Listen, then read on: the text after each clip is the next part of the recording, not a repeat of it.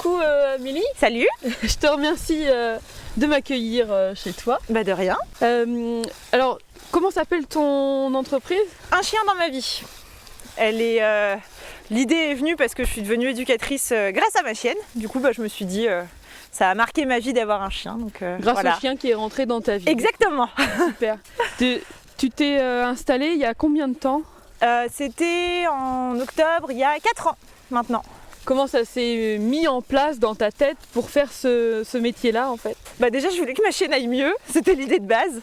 Et en fait j'ai pas trouvé de personne qui réussissait à m'aider. Il n'y avait pas grand monde qui travaillait pour aider le chien, c'était plus des ordres, tout ça.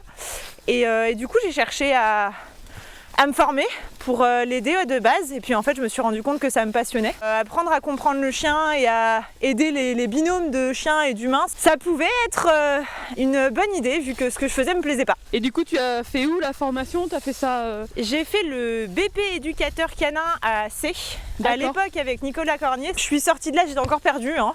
Je savais pas encore vraiment comment je voulais travailler, et ma façon d'appréhender les gens et les chiens a encore évolué beaucoup après. Donc un peu comme la majorité d'entre nous, tu continues à te former en continu, quoi. Ouais, exactement. Je lis beaucoup. Oui. J'essaie de voir un peu tout ce qui existe dans le monde canin. Et qu'est-ce que tu proposes comme service? Je fais de l'éducation et de la rééducation, c'est-à-dire que je fais pour les chiots et pour les adultes. Qui ont des problèmes de comportement ou qui en ont pas, en fait, pour bien démarrer avec son chien, et puis pour rééduquer aussi. J'accompagne les gens aussi à mieux comprendre leur chien, parce que des fois il y a des gens qui m'appellent qui n'ont pas spécifiquement des gros problèmes avec, mais qui veulent mieux comprendre leurs signaux de communication, savoir s'ils font bien. Je propose aussi du man trailing en collaboration avec Réalité Chien Séverine Pringot, parce que j'ai pas été formée à ça. Et que c'est une activité qui me plaît quand même beaucoup. Et je fais aussi, ça c'est plus mon conjoint du coup qui propose de la pension, mais c'est que pour des chiens qu'on a déjà vus en cours en éducation. Donc c'est un peu en collaboration, quoi. Donc c'est la pension canine libre, c'est ça? Exactement. Ouais. Ok.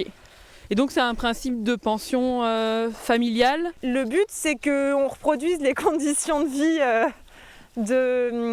des chiens chez eux et qu'ils vivent tous ensemble. C'est bon, on va faire du statique un peu là. Ouais, avec elle, dans son trou là, on est bien. Et donc essayer de ne pas leur proposer des choses qui changent trop de leur vie habituelle avec leurs humains.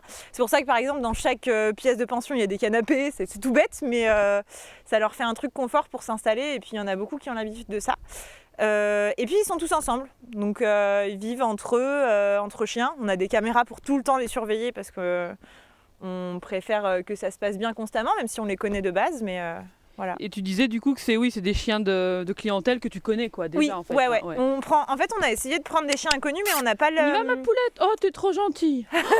T'es trop gentille. On n'a pas le même lien, en fait, et du coup ça nous pose souci pour les petites demandes du quotidien, pour le fait de les sortir en liberté, pour le fait de les faire côtoyer d'autres chiens. On peut avoir des surprises, donc je préfère être sûre que ça se passe bien et qu'on ne prenne que des chiens qu'on connaît. T'es adhérente au MFEC depuis combien de temps?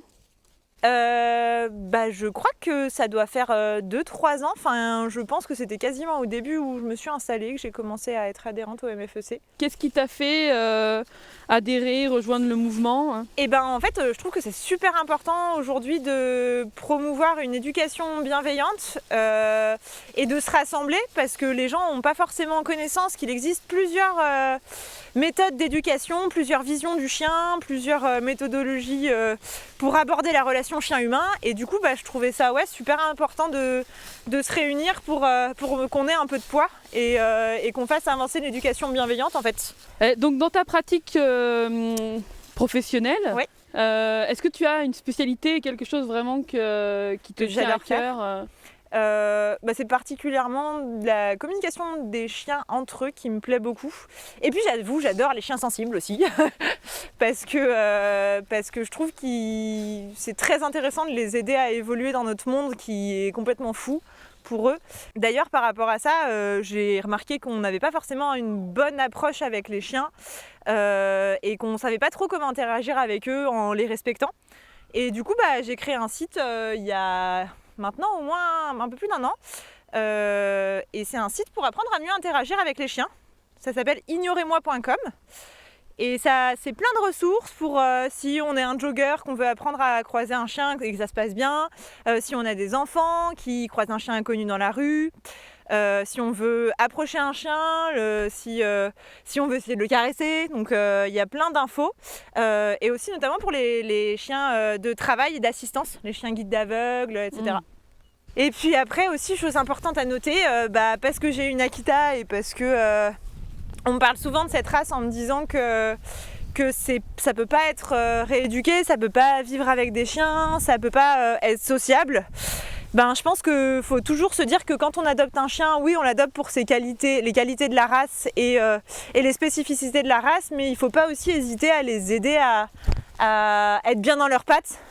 Et que c'est pas parce que c'est telle race que on va pas quand même un peu travailler sur eux et sur nous. La rééducation ou l'éducation d'un chien, c'est beaucoup plus lourd que ce qu'on pense. Et du coup, bien accompagner l'humain, c'est super important.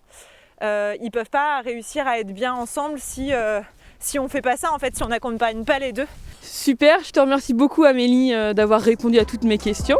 Et merci d'être venue m'interviewer. C'était avec plaisir. Et puis à bientôt. À bientôt.